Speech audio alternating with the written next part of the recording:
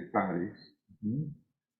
Yehuda Hanassi tomó esa compilación que había nacido con Rabbi Akiva, que empezó más o menos en el año 120 a redactarla y siguió con Rabbi Meir, y la editó.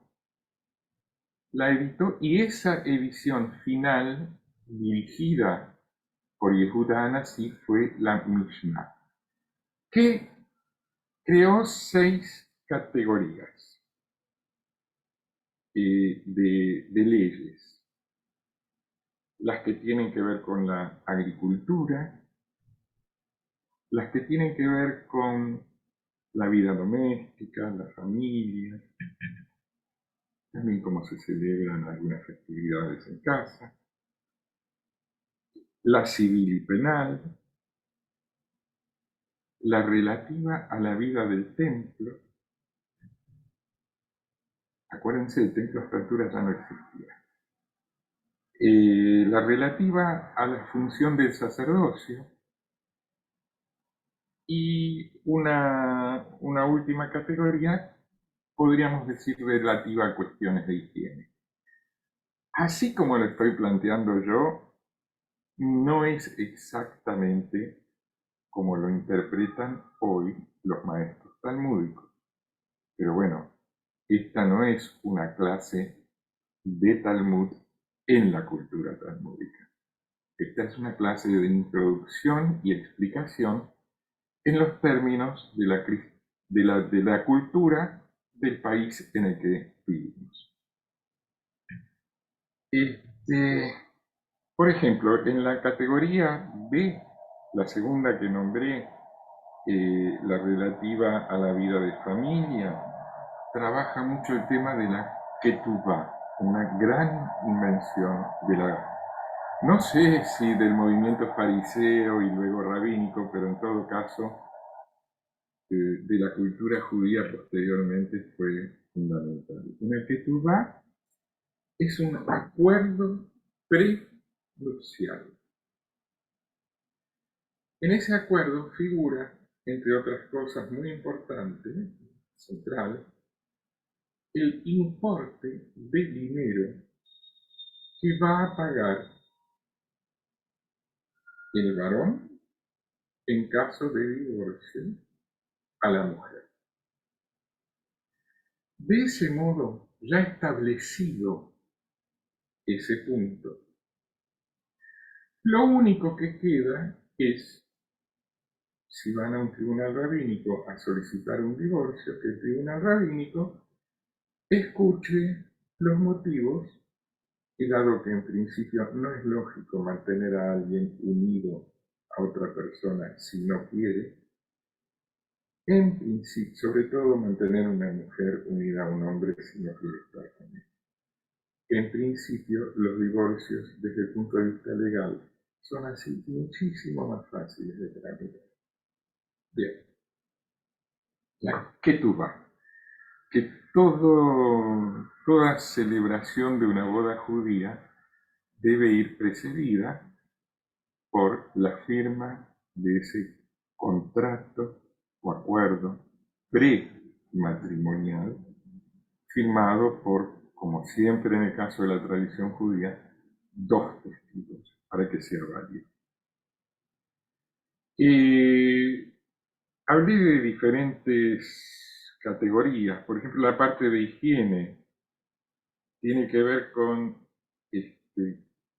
cómo se vuelve impura una persona que toca un cadáver o una parte de un cadáver. ¿Qué medida, qué cantidad de una parte de un cadáver? ¿Qué significa tocar, entrar en contacto con él? Estar en la misma habitación y respirar el mismo aire, ¿es estar o no es estar? Bueno, ¿y durante cuánto tiempo permanece impura esa persona? Impura quiere decir no apta para ir al templo. O por ejemplo, otra categoría de esta higiene es la relativa a la menstruación de las mujeres. ¿Cómo se determina cuándo pasó y terminó el periodo menstrual? ¿Qué tamaño tiene que tener la última gotita de sangre que puede llegar a aparecer en la ropa interior? menos de tanto ya no es considerado menstruación. ¿Qué tiene que hacer la mujer después para limpiarse y poder retomar su vida conyugal? Porque durante el periodo menstrual está prohibido el coito. ¿O qué pasa con el contacto con la sangre? Porque la sangre es la sede de la vida y, bueno, está prohibido en principio, desde ya que está prohibido consumirla, así que si alguien les ofrece una morcilla kasher, no le crean.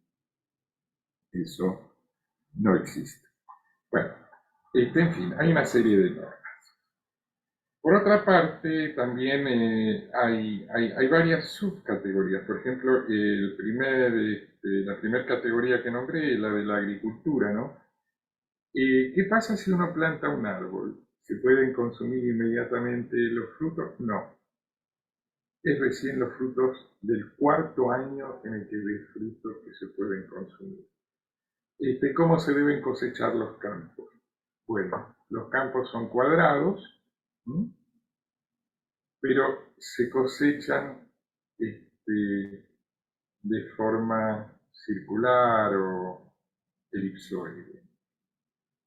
Y lo que queda en los rincones, fuera del ámbito de lo que se cosecha normalmente, eso no se debe tocar, es para quien lo necesite, para los pobres.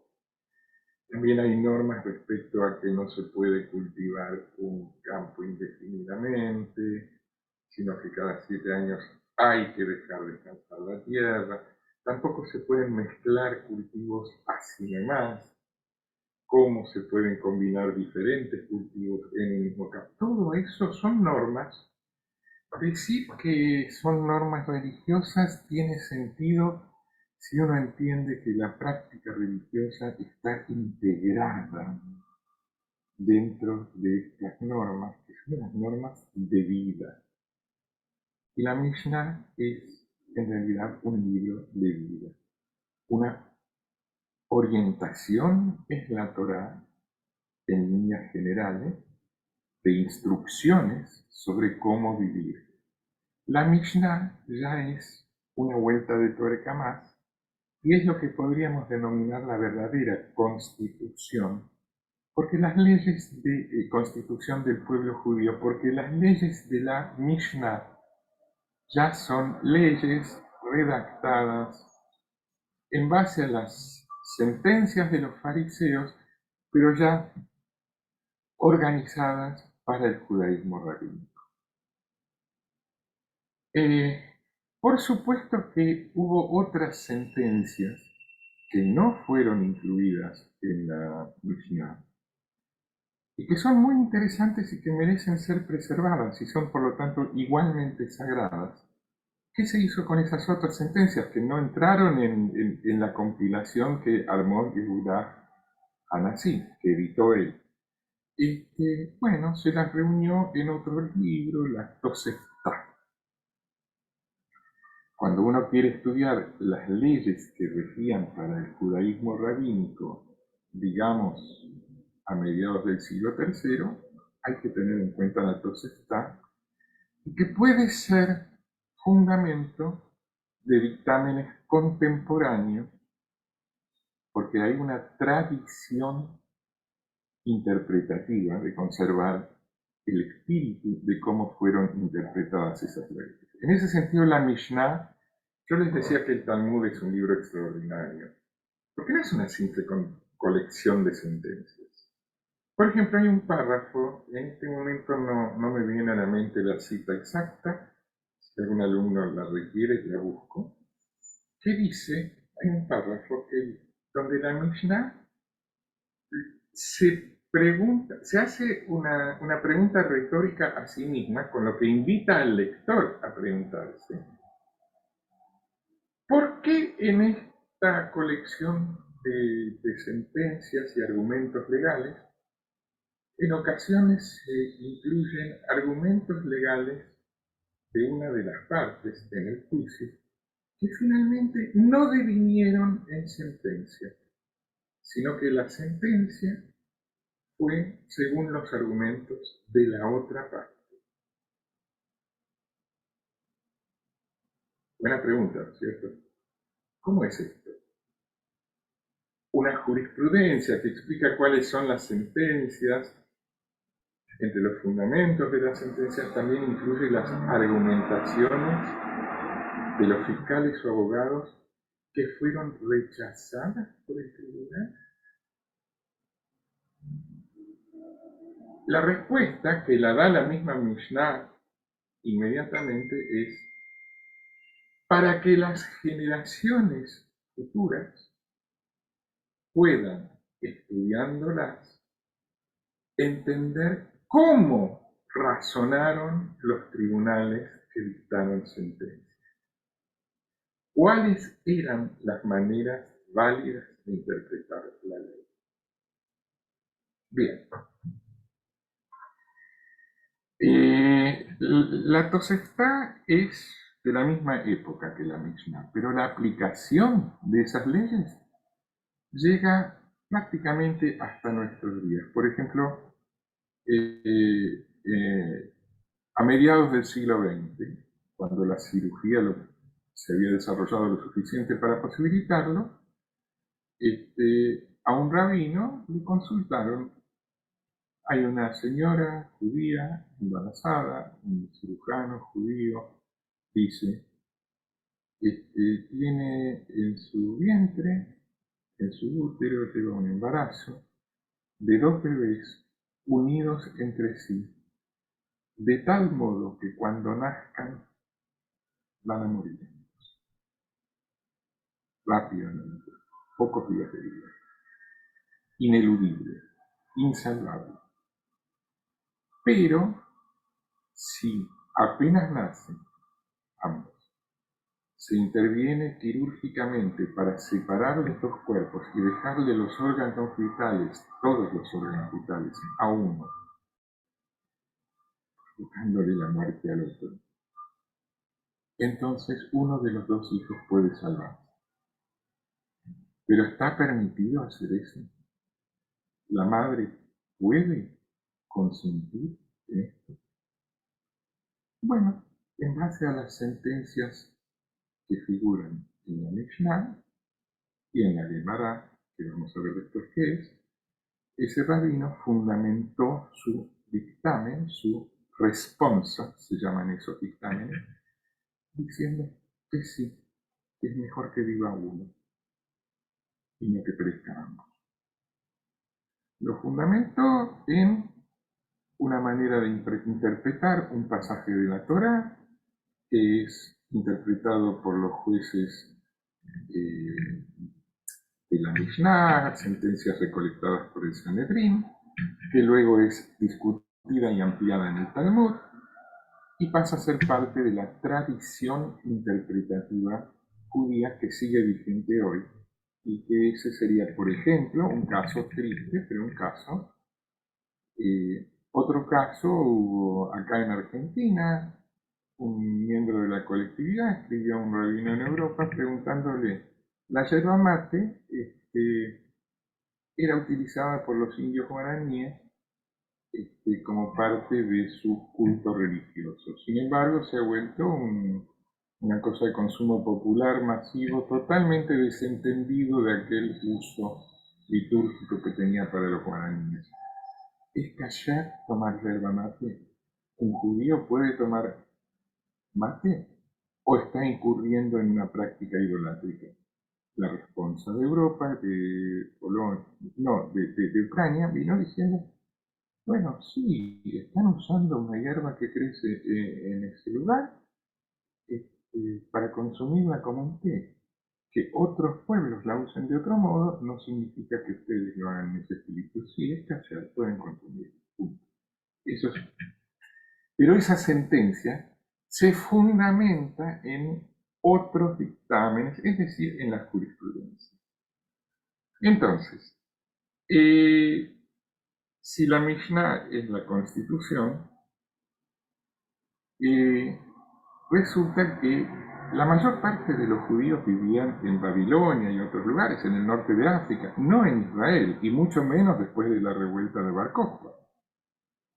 Así que los maestros rabínicos iban a participar del Sanedrín, a donde también los llamaban e invitaban a los eruditos destacados a la tierra de Israel a que participen del Sanedrín.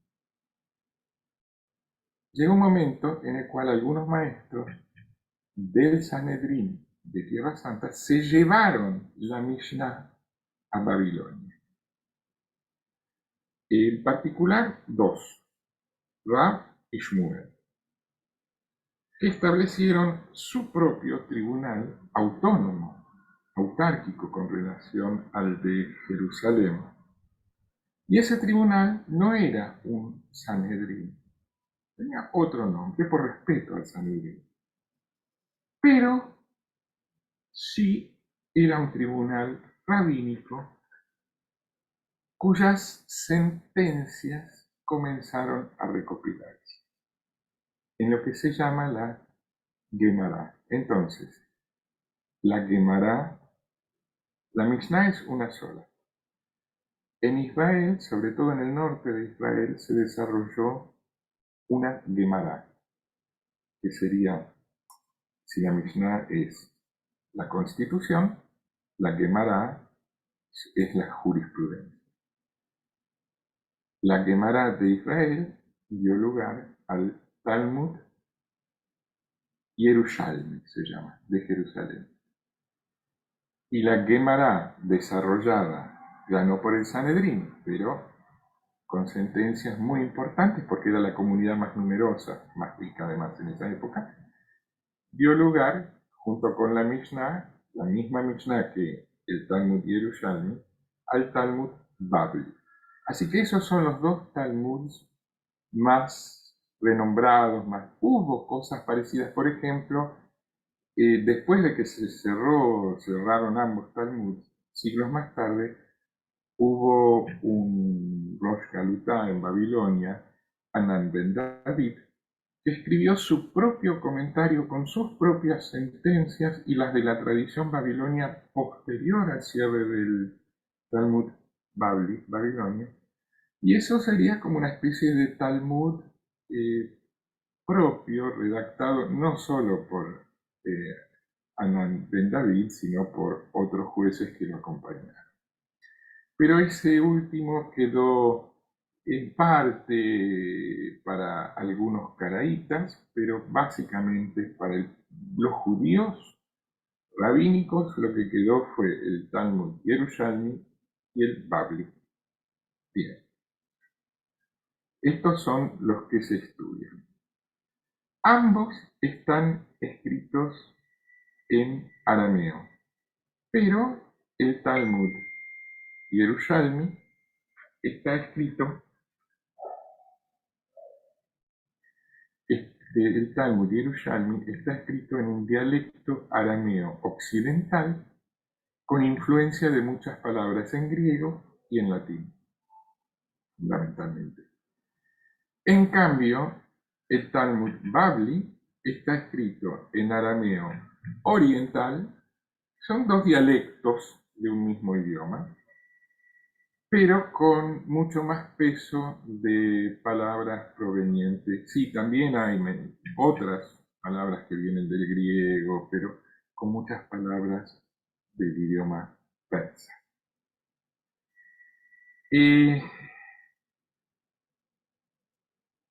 El Yerushalmi, por ejemplo, tiene el Tratado de Agricultura completísimo.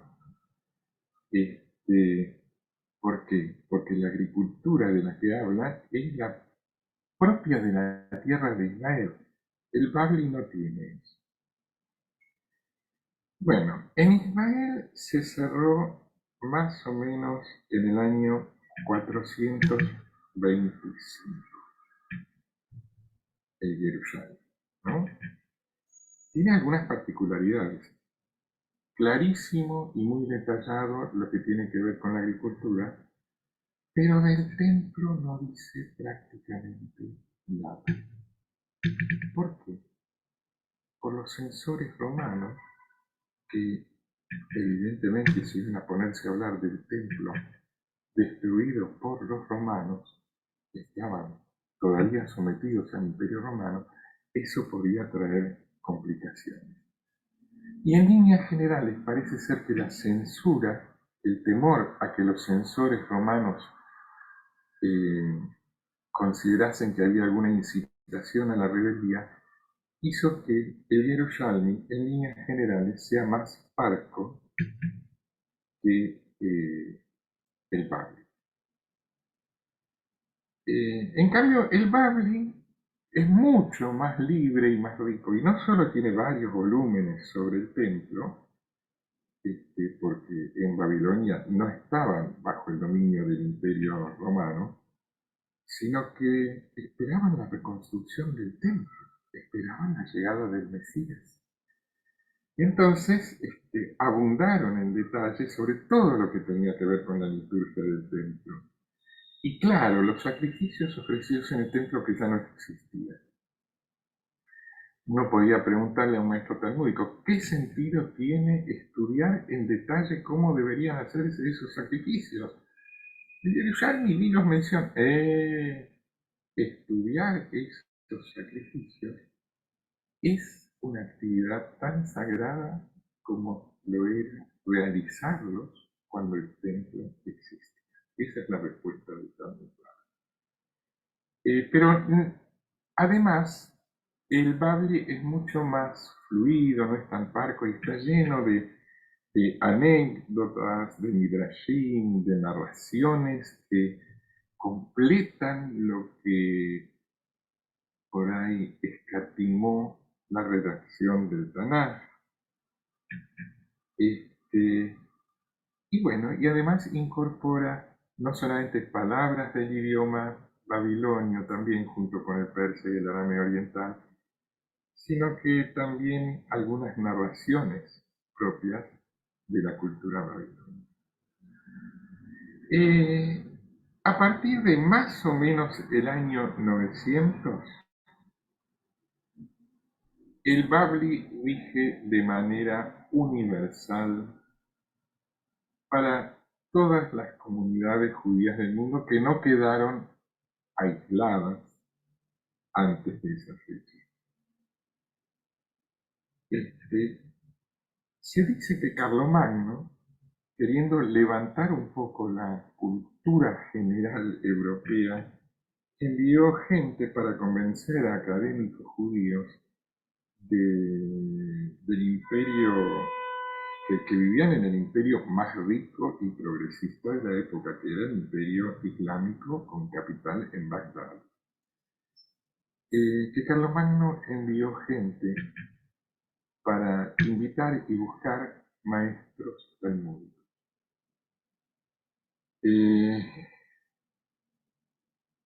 Rabbi Mab y Rabbi Calónimos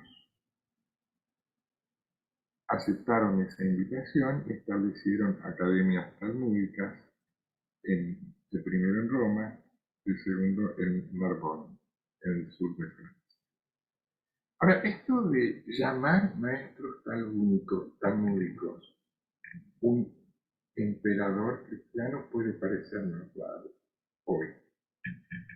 Pero miren, hay hoy en día un país en el cual muchísima gente que no son judíos, ni mucho menos practicantes, tiene un ejemplar del Talmud en su casa. Y es un país que no se lo van a imaginar cuál es. Corea del Sur.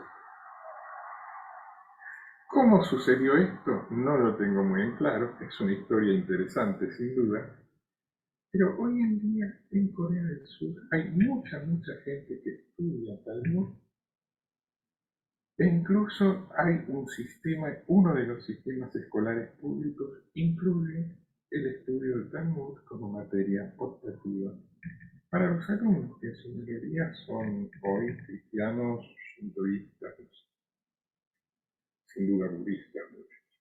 Bueno, el Talmud Babli tiene más de, tradicionalmente se lo divide en folios, folio A y B. Tiene más de 5.000 páginas. Están escritos, perdón, Al Talmud, que se cerró definitivamente alrededor del año 600, después se le agregaron comentaristas posteriores, medievales, como Rashi, Maimónides y Medra, otros. Y los comentarios también se incluyen en las ediciones contemporáneas del Talmud.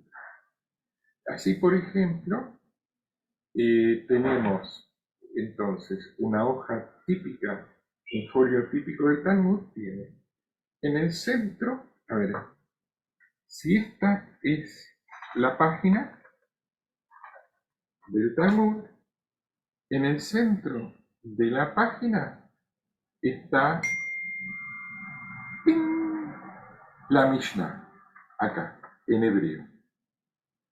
Alrededor de la Mishnah están los comentarios, no solo los de Rav y Shmuel en el barrio, ellos fueron los iniciadores, sino los de varios maestros, en realidad centenares, algunos incluso anónimos, porque la redacción de esa Guemará Babilonia llevó varios siglos, tal vez 4 siglos. Entonces, hay un diálogo entre generaciones. Rav dice una cosa, pero 100 años más tarde otro maestro rabínico dice otra. Y lo que ambos dicen queda registrado.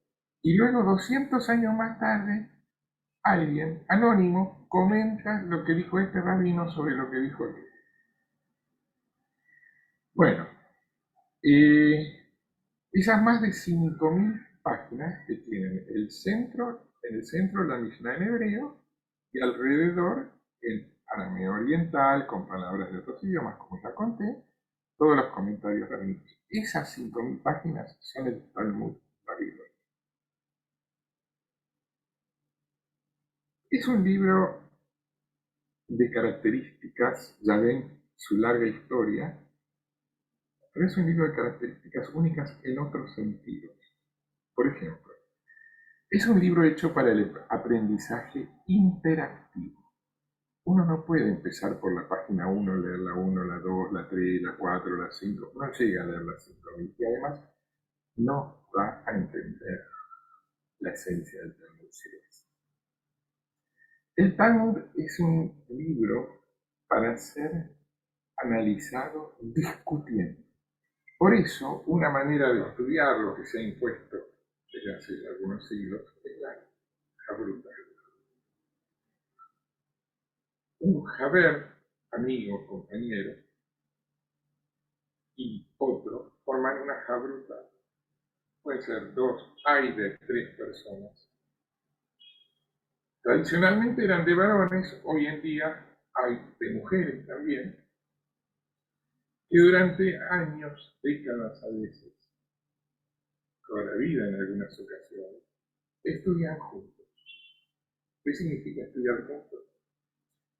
Significa que a veces uno hace de fiscal y el otro abogado del diablo y después enrocan, permutan, cambian de lugares y así van discutiendo los fundamentos de la sentencia para poder sacarle el jugo, exprimir el texto.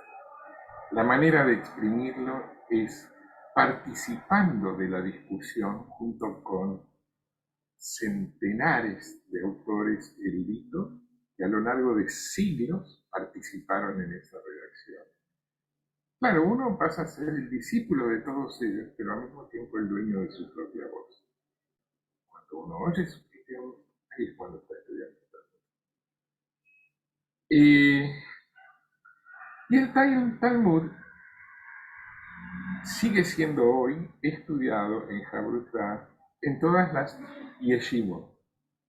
Yeshivot plural, yeshiva singular, son las academias talmúdicas. Acá en Buenos Aires hay un par, las hay en todo lugar donde haya una comunidad judía, una colectividad judía lo suficientemente numerosa para sostenerlo. No hace falta mucha gente. Y también fue leído y estudiado durante la Edad Media. Y acá ahora llegamos al próximo tema, que es el reino de Córdoba, lo que hoy es España, al andaluz. En al andaluz vivió Moisés, al que le dicen Moisés Maimónides, Maimónides, que firmaba sus cartas, sus sentencias, ahí lo consultaban desde Egipto, desde Yemen, y él aportaba su interpretación al Talmud, a las leyes, por escrito, sus responsos. Él las firmaba Rambam, con M de mamá al final. Así que es un poquito injusto denominarlo Maimónides, pero en fin. Moisés Maimónides, si quieren, o Rambam, fue uno de los comentaristas del Talmud. Rashi, que otro célebre, es el comentarista medieval fundamental. O sea, ya cerrado el Talmud como obra babilonia, Rashi escribe un gran comentario del Talmud y un gran comentario de la Torá. Los comentaristas, ya que hablo de tradición interpretativa, hay 4 niveles de interpretación. Pshat es leer lo que dice el texto, literalmente. Para Rashi, por ejemplo, una lectura pshat del Cantar de los Cantares es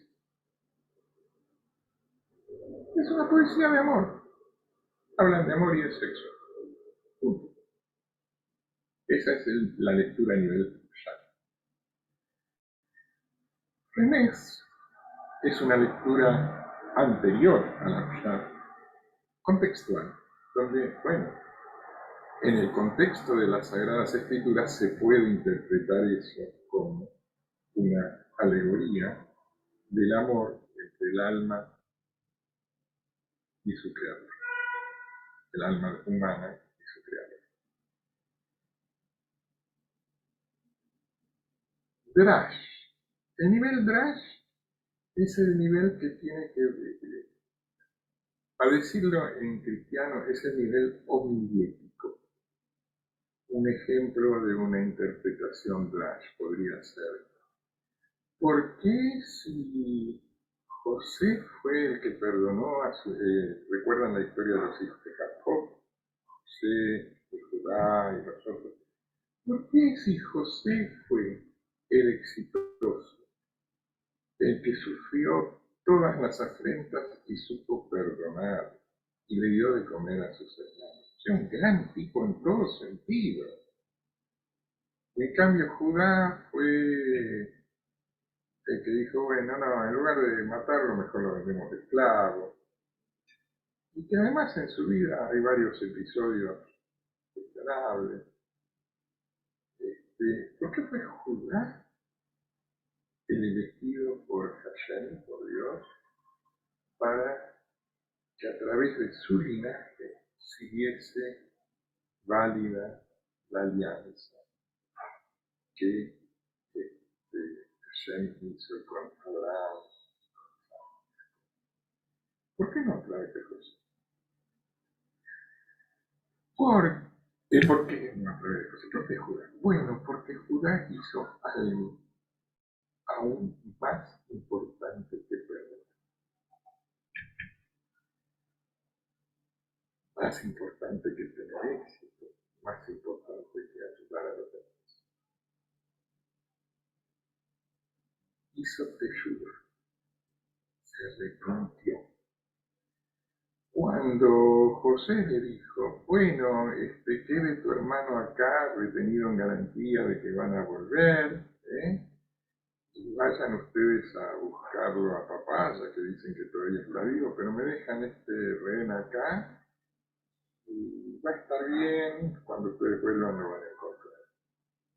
Judas dijo, no, nuestro padre no va a resistir el dolor de que volvamos sin su hijo.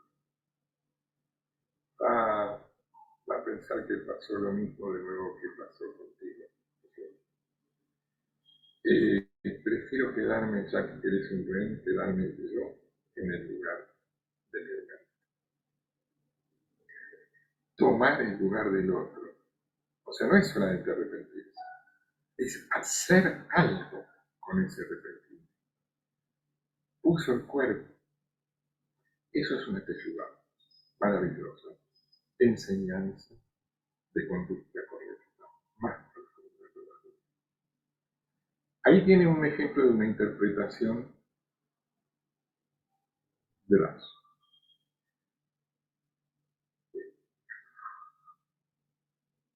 Hay miles, mucho mejores en la tradición interpretativa judía.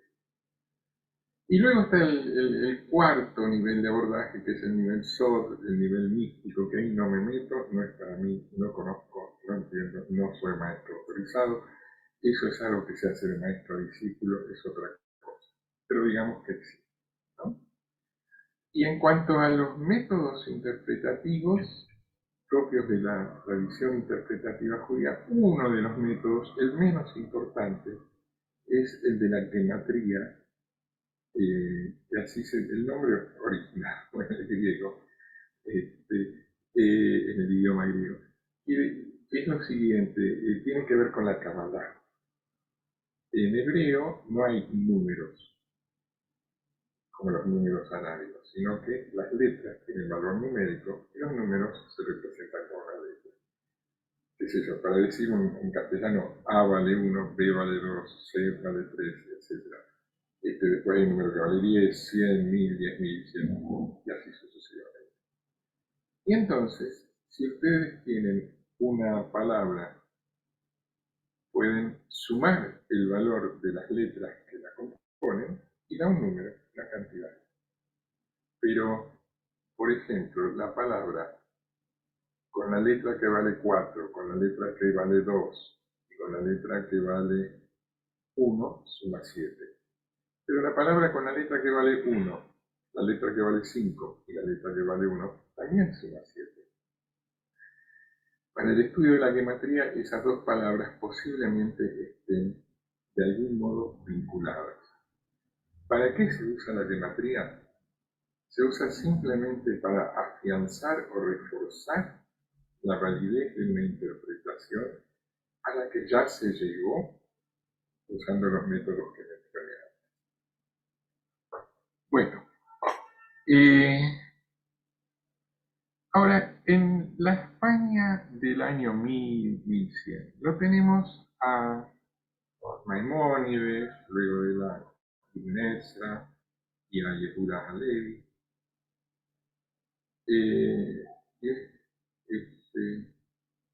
Yehuda Halevi escribió un libro maravilloso, el Kusaí, que cuenta de un rey que estaba en una tierra disputada por cristianos y por musulmanes, y entonces convoca a clérigos de ambas religiones para ver a cuál se convierte, porque ambos lo presionaban para que se convirtiera. Y entonces este hombre dice, pero ustedes usan como sagradas escrituras las del pueblo judío, voy a llamar también a alguien que conozca de las escrituras judías. Bueno, intervino en los debates y finalmente el rey se convirtió al judaísmo y con él todo su pueblo lo siguió, y hay quien dice que los hazares son los ancestros de buena parte de los judíos de Ucrania, Bielorrusia, sur de Polonia.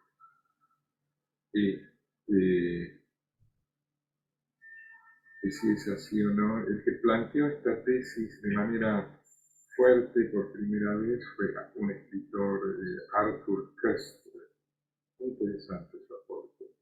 Y hoy en día hay gente que acepta esa conjetura como válida, de algunos países. Pero bueno, este era Yehuda Halevi en España. Otro que mencioné es Abraham Ibn Ezra, un gran polígrafo, súper racionalista, materialista, heredero de la tradición de Kirkisani.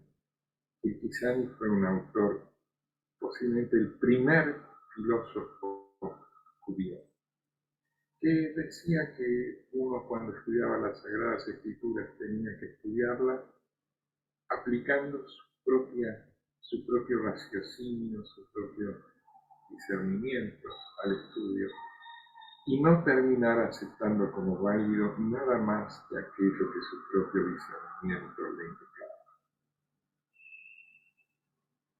Abraham ibn Ezra fue un polígrafo, como dije, que fue el primero en la tradición judía que señaló que había cosas en las Sagradas Escrituras que no cerraban de manera lógica. Por ejemplo, al final de los 5 libros de la Torá, y dice así fue como falleció Moisés.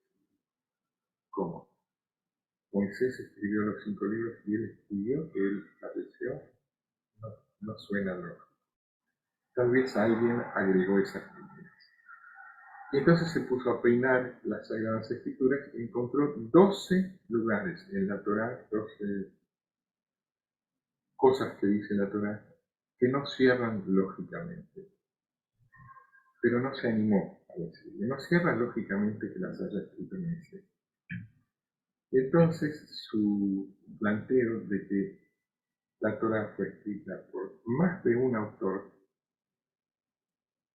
un planteo revolucionario en el año 1100, lo hizo de manera muy embosada, disimulada.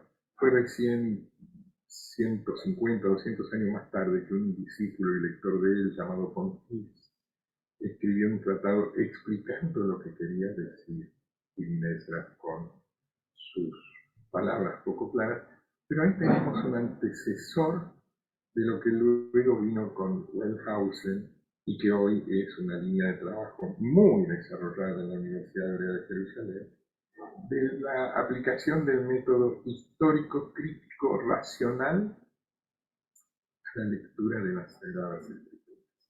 Es otro nivel de interpretación. Bueno, y finalmente el Rambam. Perdón, les quiero comentar que Abraham ibn Ezra hizo cosas muy importantes, como por ejemplo traducir del árabe al hebreo y difundirlo por carta a sus interlocutores judíos en toda Europa, el uso de los números arábigos. La tradición occidental dice que fueron introducidos en Europa, creo que por Pico de la Mirándola en el año 1300 y algo, 1400. Pero Abraham ibn Ezra ya escribió un libro explicando cómo se usaban y la posición decimal y demás, antes que tenía 100. Lo que pasa es que llegó solamente a la Europa judía, lectora de hebreo, porque ese libro no fue traducido. Y les contaba de Rambam. Rambam floreció en la corte de los almorávides. Era médico de, no sé qué era su plan. Pero además era un jurista consultado, como les conté, de diferentes partes del mundo.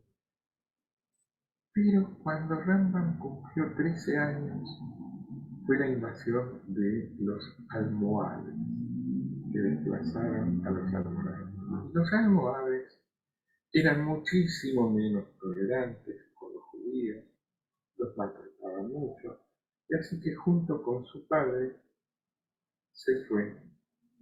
Primero creo que a Tanger, pero Fidan o Túnez, no me acuerdo, pero terminó recabando en una ciudad que se llamaba Fostat, hoy es uno de los suburbios del Cairo. Y allí fue recibido como jefe de la comunidad local. No solo él, sino que incluso su hijo también fue jefe de esa comunidad local. Pero su hijo En Foster generó una interpretación de tipo sufí, muy mística, pero que se apartaba de las prácticas tradicionales. Por lo que, al cabo de alguna década, la comunidad de Foster, del Cairo, lo apartó del Cairo. Pero ya ves ¿Por qué cuento esto? Para mostrar cuán íntimamente estaban vinculadas las maneras de pensar, las maneras de estudiar, las prácticas litúrgicas, el sentido que se le daba a la religión entre los judíos que vivían en Al-Andalus y luego en el norte de África, en el África islámica, y el Islam. Había ahí un universo que nació en Bagdad, llegó a España y tardó muchos siglos en irse diluyendo. Bueno, me parece que por hoy es suficiente. ¿Qué es la tradición oral y las cruzadas? Faltan. La tradición escrita es la Torá, o sea, los libros de la Biblia. La tradición oral, según enseña la tradición oral rabínica, se inició inmediatamente ya en el Sinaí, cuando recibimos la ley abajo del monte Sinaí. ¿Por qué? Porque ya desde el vamos hacía falta una manera de interpretar esa ley. Se generó ahí. Esa tradición oral acerca de cómo interpretar las leyes, según la tradición religiosa, se originó con el mismo Moisés. Pero indudablemente, desde una perspectiva de la historia más de los historiadores, la tradición oral no puede haber nacido después de, digamos, no sé si Ezra y Nehemías, pero un poquito después, ya con la época, ya con los profetas en realidad comienza la tradición oral sin ninguna duda. Que la tradición oral luego fue volcada por escrito, como con los profetas, y luego la Mishnah, la Gemara, la Tosefta. Entonces, decir tradición oral no quiere decir que no haya sido asentada por escrito en algún momento. Y hoy en día, la tradición oral es simplemente una parte de la tradición y la tradición escrita es otra parte. Hablé un poco de las persecuciones que sufrieron en Al-Andalus bajo los almorávides y los judíos, que se dispersaron por ese motivo. Por ejemplo, Maimónides fue a Inglaterra y después parece que también fue a Egipto o a la tierra de Israel. Pero esto del lado islámico. Pero del lado cristiano europeo, las persecuciones antijudías fueron feroces más o menos a partir del año 1200 aproximadamente. El primer país europeo en expulsar a los judíos fue Inglaterra, que dicho sea de paso es el país donde nació la injuria de la manipulación cruel de la hostia. O sea, acusaciones religiosas contra los judíos de parte de incitadores al odio, que muchas veces estuvieron vinculados a la iglesia, a las iglesias, y que significaron para los judíos del medioevo un continuo y constante estar en riesgo de que súbitamente algún día apareciese una horda dispuesta a asesinar. Y hubo muchísimas comunidades judías medievales europeas que terminaron de descender, muchísimas. Y es la historia. Es una historia triste y dolorosa. No tiene sentido acusar a ningún cristiano de hoy en día por lo que hizo algún cristiano hace 1000 años. Sin duda, no tiene ningún sentido. Pero es la historia. Como tal, es conveniente recordarla. Nada más. Bueno, las colectividades judías fueron fluctuando su centro de gravedad. En líneas generales, la predominancia de la colectividad de Babilonia, centro de Asia, península arábiga, perduró hasta más o menos el año 1000. Después, el centro de gravedad de la demografía judía se trasladó lentamente a Europa, pero quedaron incluso islotes aislados de diferentes comunidades judías en diferentes partes del mundo, de las que hablaremos en otras ocasiones. Espero que esta clase les haya servido y las preguntas que pueda haber generado que puedan haber merecido de escuchar esta exposición. Espero escucharla, los comentarios, las críticas al comienzo de nuestra próxima clase, el jueves después de Hag HaMatzot, el último día de Pesach. Un último comentario sobre Pesach. La Torá dice que Pesach debe ser celebrado el día tal del mes tal. En este día, ese día celebrado Pesach. Es una festividad de un día, a la que se agrega un segundo día por motivos históricos, que explicaré en otro momento cuando les cuente qué es el calendario litúrgico y el Lugach, pero hay un motivo por el cual fuera de Israel se celebran 2 días y no uno.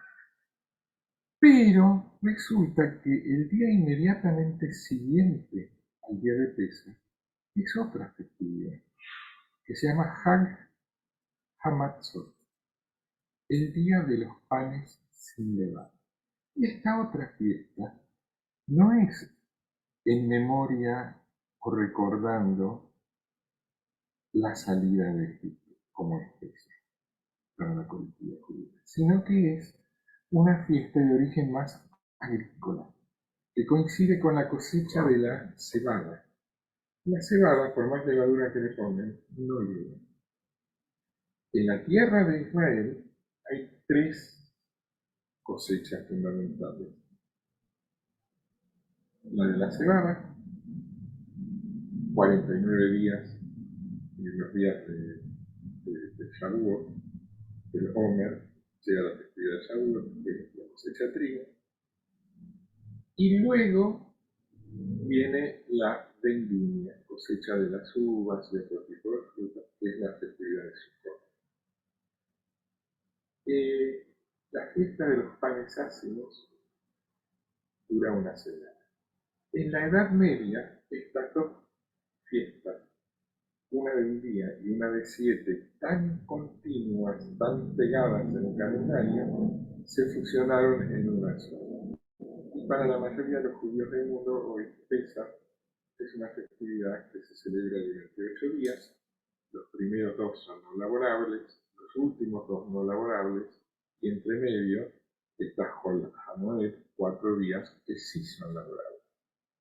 Yo no voy a trabajar en la facultad el último día porque corresponde a un Hag, un día no laborable, el de cierre de la festividad de Pesach, aunque en realidad históricamente es la festividad de los panes no levados. Bueno, nos vemos. Muchas gracias. Mil perdones si al no tenerlos acá a la vista, no interactuar las miradas, por ahí desvaríe un poco. Espero que les haya sido interesante. Nos vemos la semana que viene. Chao.